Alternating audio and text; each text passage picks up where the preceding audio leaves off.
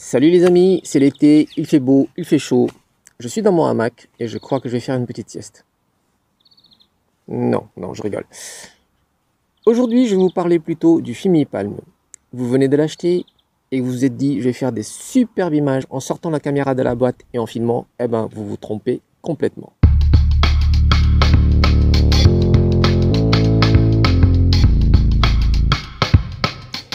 Le Fimi Palm est bien un concurrent du DJI Osmo Pocket. C'est une caméra stabilisée montée sur une nacelle avec une stabilisation mécanique sur 3 axes. Jusqu'ici, tout va bien. Le problème du Fimi, c'est que moi-même j'ai été étonné quand je l'avais acheté et que j'ai sorti de la boîte. J'ai été plutôt déçu du résultat, du moins à l'image. Je trouvais que ça manquait de détails et qu'il y avait beaucoup trop de bruit. Alors, surtout en vidéo. En photo, je ne reviens pas là-dessus. Vous pourrez aller voir ma dernière vidéo où j'ai fait un petit test photo du Fimi Palm. C'est un appareil à éviter clairement en photo. Ou alors vous faites des photos en RAW et vous le retravaillez derrière. Mais là, encore une fois, pour un 12 mégapixels avec un si grand angle, est-ce que ça vaut le coup de faire du RAW là-dessus? Je ne suis pas sûr. Mais je pense que si vous travaillez en RAW, c'est que vous êtes déjà peut-être un photographe averti. Peut-être même un pro ou un semi-pro. Quoi qu'il en soit, la Fimi Palm n'est pas fait pour la photo. Allez, on revient sur la vidéo. Comme je vous disais, quand j'ai reçu la Fimi Palm et quand je l'avais sortie de la boîte, les premières vidéos que j'ai fait, j'étais, alors du coup pas bluffé du tout, j'étais assez déçu.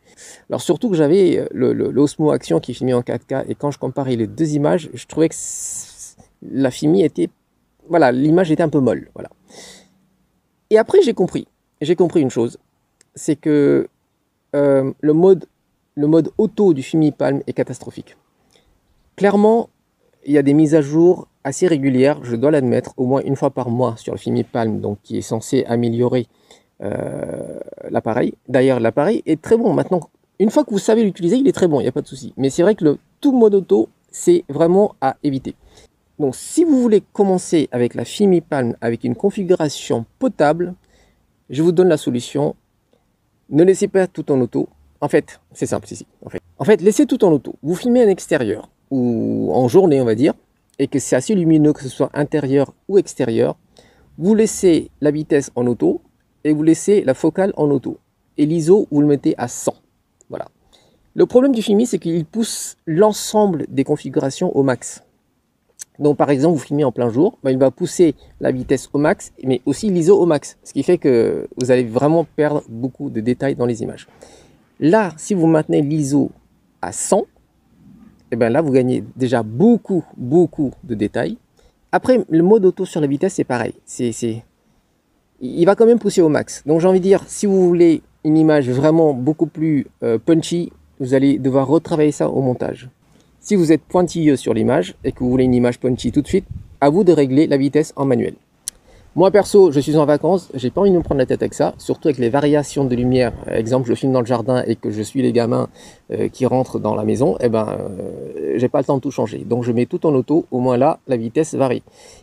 Tout en maintenant l'ISO à 100. Mais d'accord, hein. Voilà. La vitesse, vous le mettez en auto, au moins vous n'avez pas ce problème de variation de lumière. Voilà. Mais quand vous êtes à l'extérieur, et que vous mettez en auto par exemple, je vois clairement que ça assombrit vachement l'image. Donc je suis obligé au montage de remonter un petit peu la luminosité et le contraste pour avoir une image hyper punchy. Voilà. Mais une fois que vous avez mis l'ISO sur 100, tout le reste fonctionne et l'image est très belle et on retrouve du détail sur une vidéo de rush en 4K. Je peux facilement extraire une image et faire un tirage 10-15 sans problème. Donc voilà, vous avez saisi un peu l'idée de cette vidéo, c'est si vous débutez avec la Fimi Palm, ne laissez pas en mode auto. Réglez juste l'ISO à 100, voire 200 si vraiment vous manquez de lumière ou si c'est une journée un peu nuageuse. Et là, vous êtes bien parti pour avoir des belles images avec la Fimi Palm. Voilà les amis, c'est tout pour aujourd'hui. Après cette vidéo, je vais continuer ma sieste, mais je vous retrouve pour une prochaine et je vous dis à bientôt. La prochaine vidéo, ce sera un bilan complet du Fimi Palm, donc ne la ratez pas. Si vous n'êtes pas abonné encore à ma chaîne, pensez-y, parce que j'ai besoin d'abonnés en fait. Je suis à la dèche là niveau abonné. Hein, ok, gros bisous.